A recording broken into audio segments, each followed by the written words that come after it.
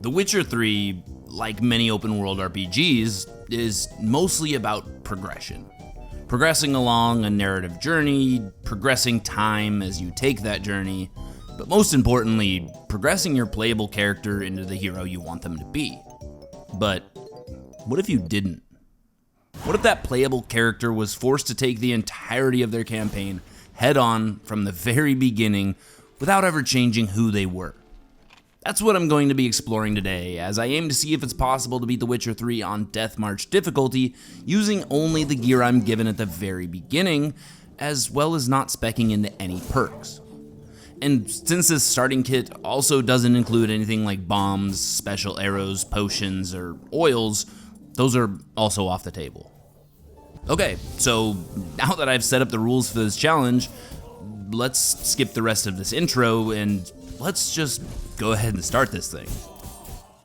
So I'm gonna be skipping past the whole prologue dream sequence since it's essentially just a tutorial. Upon waking up from this nightmare though, Vesemir and I are immediately thrown into a fight for our lives against some ghouls who'd stumbled upon us. And I'd quickly find that I might not be ready for this challenge after all, getting nearly instantly wrecked by the group. Upon a quick reload of my save though, and a change into my tryhard pants, I'd wipe the floor with him this next go around, and Vesemir and I could then head into the nearby town to begin asking around for Yennefer. Once I'd gotten some worthwhile information from a helpful lad in the tavern, I went over to go talk to the Nilfgaardian station in a camp to the northeast, and would make a deal with him for the information that he'd had. My end of the deal we'd made would be to take care of the griffin that was terrorizing the locals in the area. So, after collecting some special seaweed and killing some wild dogs with a local huntsman, I'd meet back up with Vesemir and lay out our trap for the griffin. Now, the first half of this griffin's health bar was relatively easy enough to chew through, but the second half had me eventually just resorting to letting Vesemir take all of the aggro, before eventually jumping back in near the end to finish it off. After retrieving the trophy from the griffin's body, I went back over to report to the Nilfgaardians, getting the information I needed on Yen. Now, once I had this, I then traveled back to the tavern and met back up with Vesemir. Turns out, there were some locals here who weren't taking too kindly to us Witchers being around, even though we'd literally just resolved their griffin problem, and so we obliged to answer their death wish. Concluding our fight with a victory, obviously, Yen, being her timely self, would show up just afterwards to immediately whisk me off to the Emperor's palace in Vizima, answering his request for an audience with me, apparently. Now, what he wanted from me was to locate and bring back his daughter Ciri. So from here, I'd set off to Velen, as it was my only lead at this point. I was off to locate and talk to the leader of this area, called the Baron. And after finding his dump of a home located in the middle of a fucking swamp, and making contact after finding an alternate path inside, he'd give me part of his story with Ciri. However, he'd only agreed to tell me the rest after I'd locate his daughter and wife, who'd apparently went missing. After going up to do a bit of detective work in their respective rooms, I'd take note of what appeared to be a fight, and concluded that this son of a bitch was potentially an abusive husband and father. So now I had this moral dilemma of, should I really prioritize reuniting these three or not? But this task is really in my way of the overall mission of finding Ciri, so the answer was yes. The clues from the two rooms I'd examined led me to go off searching for the Peller. This old man would request that I located his lost goat before he would ever do me any favors. And after clearing out the wilderness of some wolves and a bear that were likely going to be a problem, I was able to locate and deliver her back safely. Now, the Peller confirms my suspicions of abuse within the Baron's relationship, but also shares with me a secret about a miscarriage between the two of them. One that was apparently carelessly discarded somewhere, turning it into a botchling. This was somewhat good news to me, as we could use this botchling and turn it into a lubberkin, and that lubberkin could help me locate the Baron's lost kin. Now, we just needed to find and bury this monster under his threshold, and eventually meditate over it till morning. Likely easier said than done. But it was my only option, so I was up for the task. Now, as I had arrived back at the Crow's Perch, the Baron had apparently gone mad and lit the place on fire after drunkenly lashing out. There was really no way of calming the man, except maybe with a knuckle sandwich. So after knocking him on his ass, he eventually would calm down and we could tell him our plan. As we'd arrived at the site of this forgotten fetus, a botchling would come crawling out from behind some debris, and I'd order the Baron to grab it while I'd calm it with Axie. On our way back up to the perch though, we're ambushed a few times by a few waves of wraiths. And with low-level equipment and 0 perks to my name, these wraiths are kind of a pain in the ass. After struggling for tens of minutes, I would finally get the lucky run I needed, and finally got back up to the castle where I could finally meditate over this burial until morning. It's giving baby. Upon daybreak, the botchling had successfully been turned into a lubberkin and was now guiding me along the path the 2 escaped women had gone. Now along this path, I'd be generously taken through a swamp infested with necrophages. Thanks, buddy. And after a slow and methodical takedown of each of them, one by one, I was free to use my Witcher senses to investigate the nearby area and continue following down the path laid out for me. I'm eventually led to a fisherman's shack where I'd burst in through the front doors uninvited and bully him into telling me what happened to the 2 women. I would eventually return to the Baron to relay this discovery, and he'd graciously give me another part of his time with Ciri. Though, in order to unlock the final part of the Baron's story, he wanted more. Of course. I needed to actually go and physically make contact with his daughter over in Oxenfurt, and, prove she's actually alive, and all that. And, of course, I'd go take my typical route into the city, avoiding paying any tolls along my way, because fuck the government. After seeing Tamara and then making sure she was still alive, I traveled back to the Baron to inform him that his daughter still indeed hates him and still wants nothing to do with him. Then I went off to see some sexy witch titties. Now, I opted to ask for Keira's help since the Baron, quite frankly, was being a little bitch. But also, witch titties.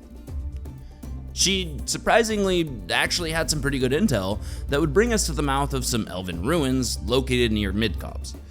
And as we'd ventured inside, we would barely miss seeing the wild hunt just teleporting away. We sought to follow them as they were likely on Ciri's trail as well.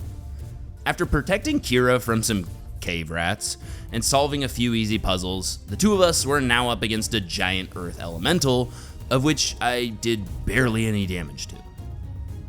We would manage to painstakingly whittle him down on our second attempt and could continue on through the cave. Hell yeah. Once again, just barely missing the wild hunt.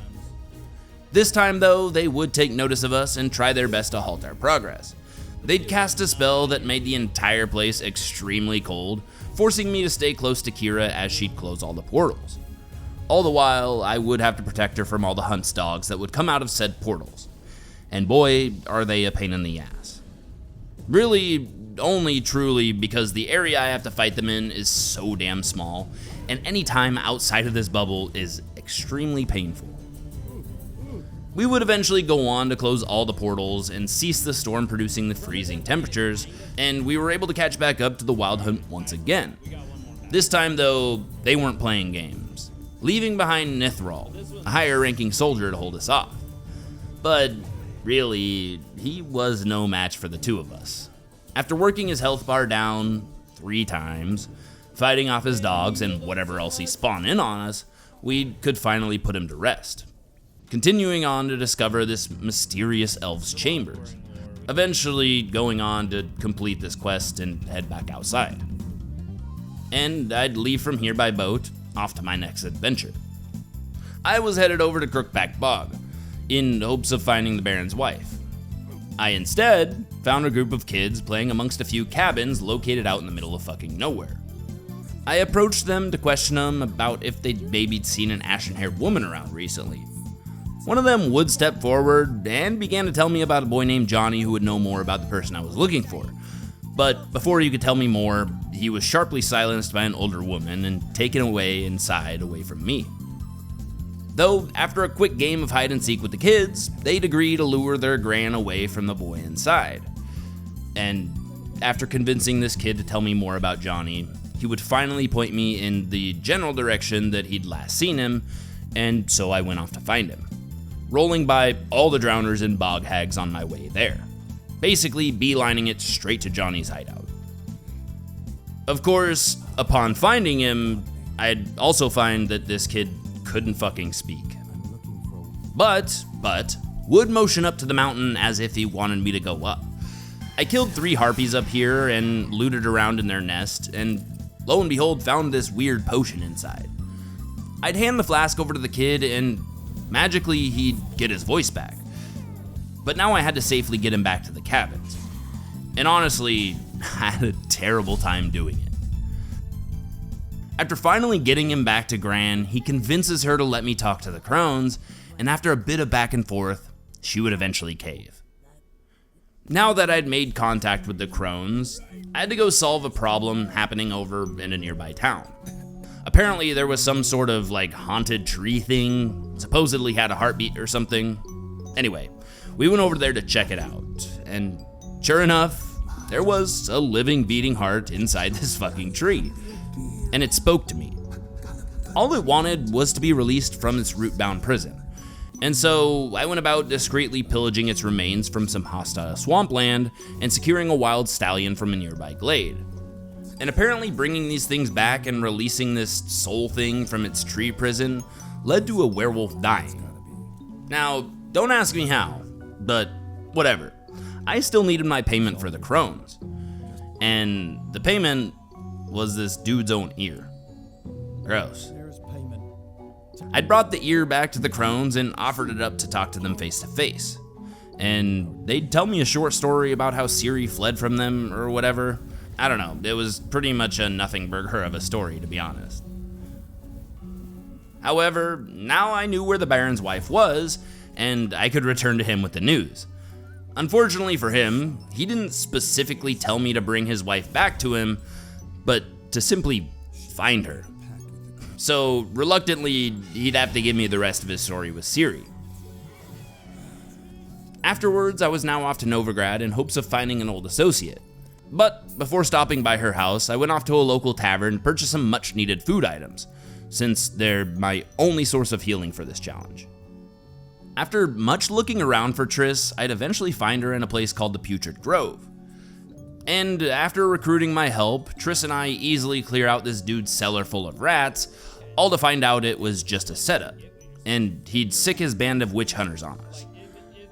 Though, these guys aren't really much of a match for the two of us. After finishing up a few more errands with Triss, I now needed to go perform an exorcism in an allegedly haunted house just around the corner. Turns out, it was just a little godling, torturing the woman living here within her dreams. Now, the thing is, I need this woman and her dreams, so I bargained with the little godling to get her to stop her little game for now. Once the woman was free, I could meet back up with her in one of the rooms above the local taverns, as this was allegedly a more suitable place to perform the dream seance she'd promised me. Now, the seance was successful and ended up with me landing on my next lead, Dandelion. So, of course, I went off to his place to find him. But all I'd find upon my arrival were sounds of a brawl going on inside. It was Zoltan, driving out some looters from an abandoned Dandelion's residence. And I would delightfully join the fight to help Zoltan finish these guys off. Pause. Once they were driven off though, I would go through Dandelion's personal things in an attempt to find out where he might have run off to. And this would lead me to a whole rat race of sorts, running around town, questioning all the women, or wannabe women, he was allegedly plowing. Now, most of my investigation turned up with little to nothing, but there was one last name on the list that Zoltan was sure to have some real information. Priscilla. I'd find her barding it up one evening at the main tavern near the middle of Novigrad. And once her performance was over, I'd connect with her and she would point me towards the owner of the bathhouses, Siggy Reuven. Though, as soon as I'd run over there and touch base with the man and his half-naked gang, we'd be attacked by a group of Whoreson's men. I allowed myself to use the mace that he handed me, as all my gear was taken from me before entering the baths. And To be honest, this was still a bunk-ass weapon. I was merely naked and afraid, but mostly because it only took 3 good smacks for these dudes to flatline me. Eventually, I drove off the attackers and meet this Siggy dude in his private quarters. And turns out, Siggy was just a cover name, and this guy and I had history. Dijkstra was his real name, and he was still holding onto a grudge that my amnesia had allowed me to forget. But thankfully, he wanted Whoreson's head on a pike just as bad as I wanted to find him, so he'd feed me some locations I could check out in my search for him. My first stop would be his arena, as it seemed like a good place to start. Also, I knew that there was going to be like a gang of enemies in here to deal with, so I kind of wanted to get it out of the way. And boy, was I right. I resorted to having to do this section in phases, and would mash the quick save button any fucking opportunity I got. Roughly 30 whole minutes were spent on this section alone. But once that shit was done and over with, I was off to the next hardest location to look into, the casino. Thankfully though, with the help of a few cheeky spots and the abuse of Quen, I only spent 13 minutes here. Once I got to the top floor of this casino, I'd find a captured man named Dudu, a Doppler, and somehow I knew this wouldn't be the last time I'd see this man. I set him free and let him go as I'd continued on looking for Whoreson at none other than his hideout, the last place I was given to look. Why I didn't start here, I don't know. As I arrived, I'd find that the place had already been raided by a group of dwarves, whom were also looking for Whoreson. Man, this dude has fucking enemies everywhere. I went back to Dijkstra with all the intel I'd gathered from all 3 locations and asked him one more time if there were any other leads he could point me to. And eventually we'd land on an old associate of ours, a man named Vernon Roach. He'd be my key contact who could potentially connect me with the Redanians, as apparently Whoreson was on their list as well. Of course. I went to Roach, who'd then lead me to the Redanians, who'd then do me a huge favor and point me directly to where Whoreson was hiding. As I'm now getting pretty deep into this story, getting into this compound, through Whoreson's men, and eventually up to him, was kind of a daunting task. It's just a bunch of men trying to swing on me from all angles, while others with crossbows shoot from both directions. Basically just a giant ball of fucked. Eventually though, I'd hack my way through to Junior, and he'd tell me all about his run-in with Ciri, afterwards leaving his compound to an escort waiting for me just outside. They were here to bring me back to the Redanian ship so I could report to him about Whoreson, then back over to Dijkstra. He needs my help once again tracking down some thieves who'd burst through the tunnels below his bathhouse. After spending way too much time fighting all the drowners down here, I could finally find some clues on who'd done the robbery. Once the investigation was over, I'd learned that Mengo was likely the one responsible for the theft, and so Triss and I devised a plan to get revenge for Dijkstra, as well as possibly find out what he'd done with Dandelion. Triss would end up killing Menga in a fit of rage, but this would end up fucking us, since he'd given his men orders not to let Dandelion go unless ordered by him and him only. Thanks, Triss. So, since Mengo was now dead, we needed to come up with an alternate solution to the predicament we found ourselves in. Now, remember that Doppler we'd come in contact with earlier? Right. I knew he'd be back in this story soon enough. Except, he'd gone into hiding since I'd last seen him, and we needed a way to draw him out. And being the theater kid that she is, Priscilla offers up the idea to put on a play. A play about Dopplers. Right. Despite my reservations, the whole thing actually goes off without a hitch. Until the very end. Some hecklers wanted to cause a scene and ruin all of our fun, and so me as well as all of our bodyguards would be obligated to put them to death. Obviously. Thankfully, our play plan had worked out, and Dudu was located and rescued amongst all the commotion. He would thankfully agree to help us out by turning into Menga and ordering the release of Dandelion. And so I'd go off to meet with Zoltan and company out by our meeting place. For reasons I forget, we end up ambushing the convoy, causing the horse carrying Dandelion to run off, and I'd be forced to give chase on Roach. Their trail would lead me out to an old cabin out in the woods, and after finding an old secret entrance to make my way inside, I could fight off the one remaining man left guarding him, and finally reunite with my long-lost homie.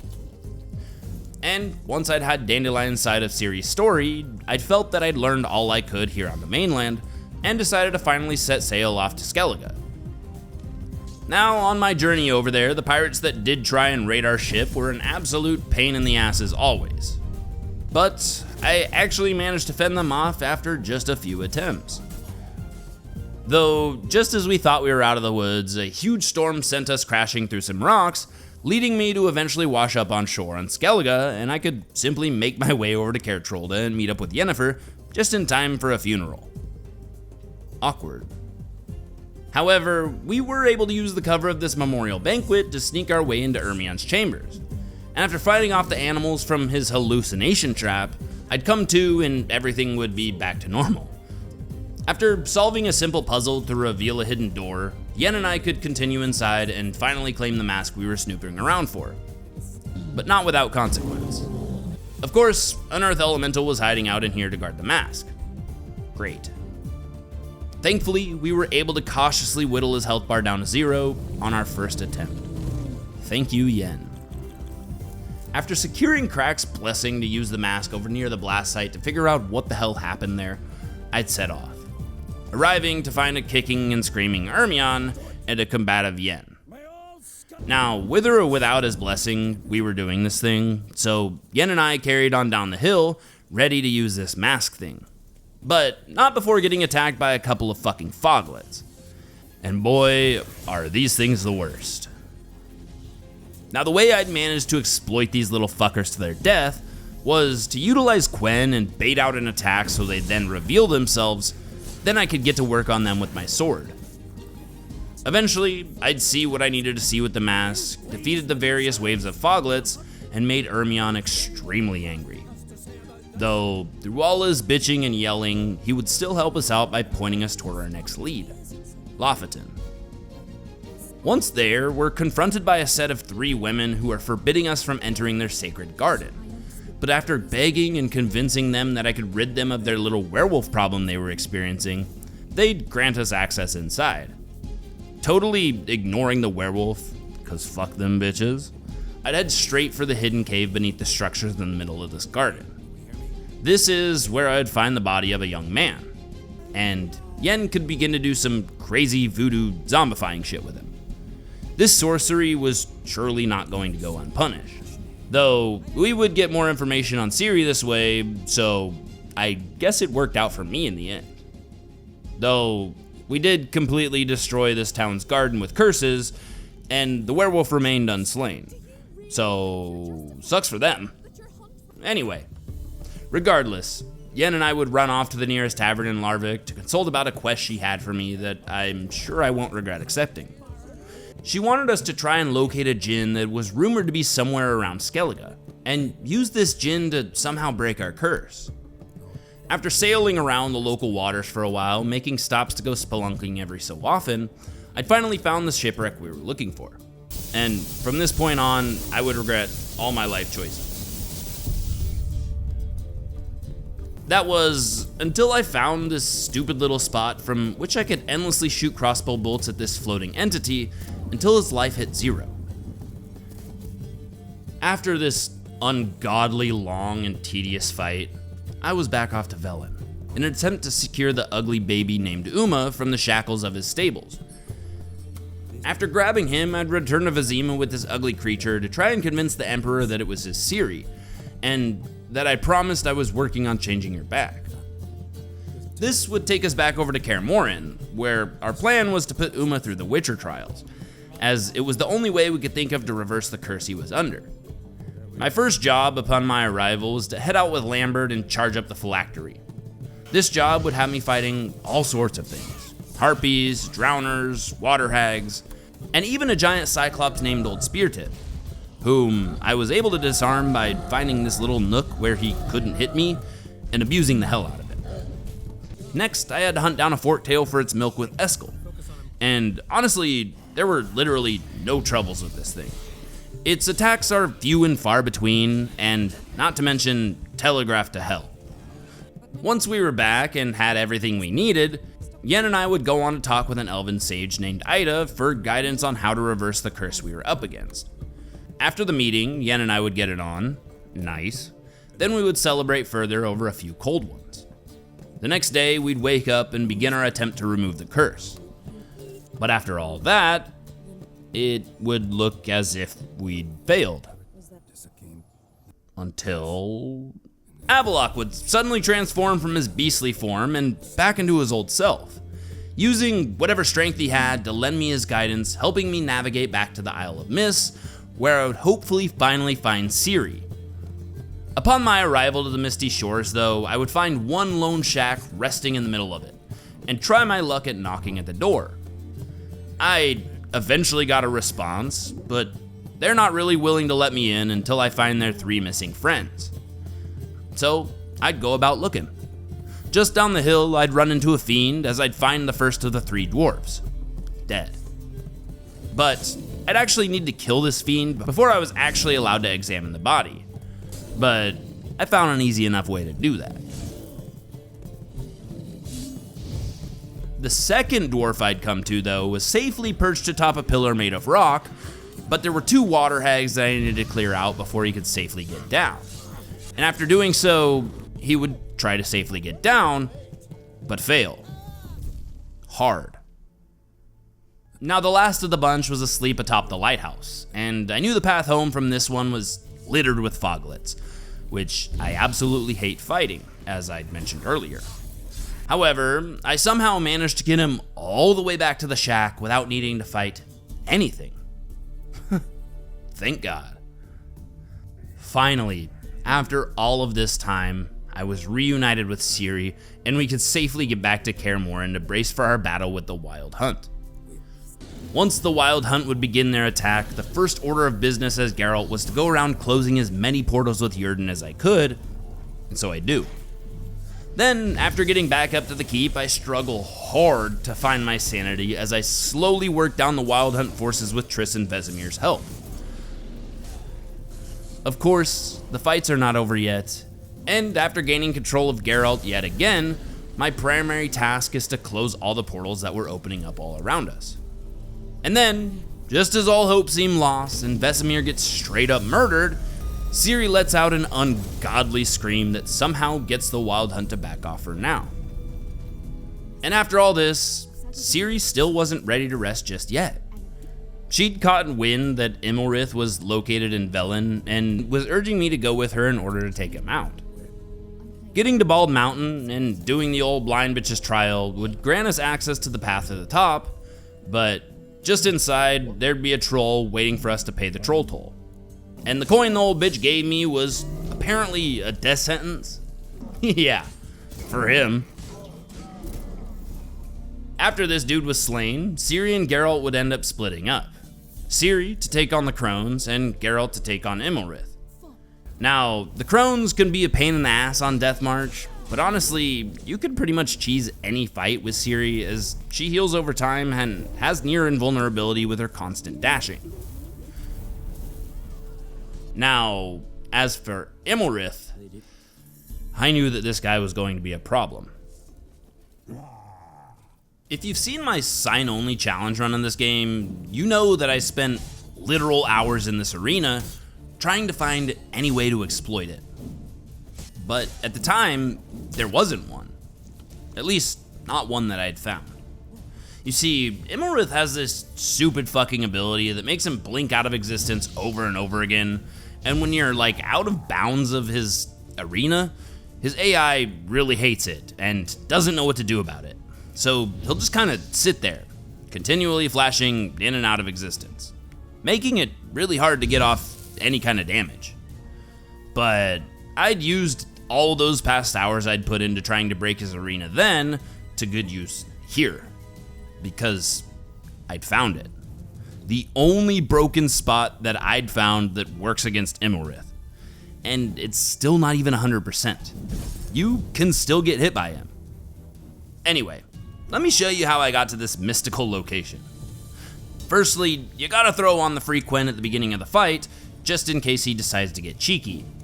Then I'd dart directly to the right as soon as the cutscene would end, until I got to this branch over here. I'd found that this branch is somewhat climbable, or rollable, though it is pretty finicky. The trick here is to just keep trying to dodge roll up and over this little gap in the branches here, and eventually you'll roll just correctly enough that Geralt will clear the gap and be suspended on a mid-air ledge. Now, this is a safe place, and it's basically the invisible barrier that outlines the arena, and the developers didn't think to extend it all the way up to the skybox. So I'm able to just simply walk atop it here. And so from here, I basically trace the outline of this little area until I reach this little bundle of roots here. Then you just kind of fall into this place on the hill here. Now, eventually, Imlerith will spawn here frequently enough, and just low enough in elevation, that he will likely, most of the time, not hit me. Though, sometimes he will luckily get a hit off, though I kept Quen on me at all times, just in case. Now from here, you can just sit here and spam Igni, since the game thinks you're not in combat at this time somehow, and so my signs charge nearly immediately. Though, I guess I was a little bit wrong. You can't just sit here and unload over and over onto him, since Imlerith does this really stupid thing where he puts up this shield to block things. So instead, you kinda gotta hit him in between each swing he would attempt, and catch him off guard. And this is pretty much how it went up until he got down to the last third of his health. At this point, he would drop his shield, but he would tend to blink away far more frequently, and for longer periods of time. So that last third of his health is taken down pretty darn slowly. But it worked. 20 minutes later. Imlerith is the hardest boss in this game. Don't at me. Now that he was dead and Ciri and I were back at the rest of the group, Avallac'h and I were off on this world-hopping adventure, traveling to the desert to find some sand beetles, running through some poisonous forests, and bearing through a frozen hellscape just to get to the Elven King and convince him to go against Eredin. After this though, the next challenge I was presented with was Philippa, the blind witch. She put an army of men between her and I, ending with a damn fire elemental. It, at first, gave me fuck tons of problems. That was until I realized I could just art away his flames. Anyways, just 2 more sorceresses to rescue after Philippa before we could prime our assault on Eredin and the Wild Hunt. Now, Margarita was the next one on my list, and she was being held prisoner, so I had to go back down into the sewers and find a back way into the prison she'd being held in. And honestly, the fucking mobs I faced in the sewers on my way to her were far too hard for their own good. As well as the damn soldiers within the keep she was being held prisoner in. All these guys were way harder than they should have been. But I eventually chopped them all to bits, found the key to Margarita's cell, and set her free. The last sorceress I had to get was Fringilla, being held by the Emperor himself, who really isn't the least bit pleased with me. But he would still allow her to go with me to put this whole thing to bed and hopes that he could get his Ciri back. Just one more order of business to take care of back at Kaer, ending in a bit of a scuffle. But after all that was cleared up, I'd load up with Yen and Ciri and head over to Avallac'h's study to investigate him further. Obviously, facing some opposition trying to enter. Though Ciri and I eventually handled the beast, and we were free to enter. Okay, so one of the last things I needed to do, I know, I said one more order of business, but one of the last things I needed to do before attacking the hunt was go with Philippa to locate and secure the Sunstone, in some elven ruins in northern Skellige. And of course, facing more opposition. But this time, letting Philippa take the lead. And finally securing the Sunstone when all is said and done. Now that everything was prepped and ready, we could finally begin our assault. Starting with our fight, Ciri versus Caranthir. Now, as Ciri, I have no problem shredding a third of his health down like it was nothing. Though, Caranthir wouldn't go down that easily. I was quickly back in control of Geralt. Now, even with him starting at a disadvantage, Caranthir was still a formidable foe for old Gerbear. Mostly because he would nearly instantly teleport away as soon as I'd reach him. Every time. Now, I felt like I was fighting the goddamn Elden Beast or some shit. Caranthir was dealt with on what I would call my primer attempt, so I had high spirits as I moved on to the last and final boss, Eredin. Except, I'd find that his arena wasn't as forgiving, and he too likes to teleport a lot. With such tight quarters, it was hard to find a good rhythm within this fight. That was, until I found another secret spot. But it's extremely finicky to deal with. Of course. Okay, so there's this corner of his boat that you must not be in combat to access. The play was to immediately start sprinting to it as soon as I'd loaded in, since I'd need to be able to jump to get in there. And if you're in combat, Geralt will only dodge or roll. Now I run to this corner and begin spamming my jump directly into it, and eventually Geralt will make it up onto this invisible ledge. Though he doesn't have a lot of room to move. Now unfortunately for me, I could only cheese this guy so much, since at a certain point, he wants to throw you through a portal, so you kinda just gotta get down and let it happen. But once I was in this part of the arena though, it was all up to skill. The best method I found from here was to simply avoid everything. Seriously. Then I would wait until he was in one of his static positions, and I'd swing like hell. But the big secret here is to use his own abilities against him. You see, Eredin has this power that lets him summon ice meteors from the sky, and if you time it just right, you can make him summon one onto himself for massive chunks of damage. All it takes is some patience and skill, and this part can be easily completed. But then there's one last little bit of fighting back on the boat, and it's the same thing here. It's all up to skill. Thankfully, I locked in hard and managed to pull through with a victory.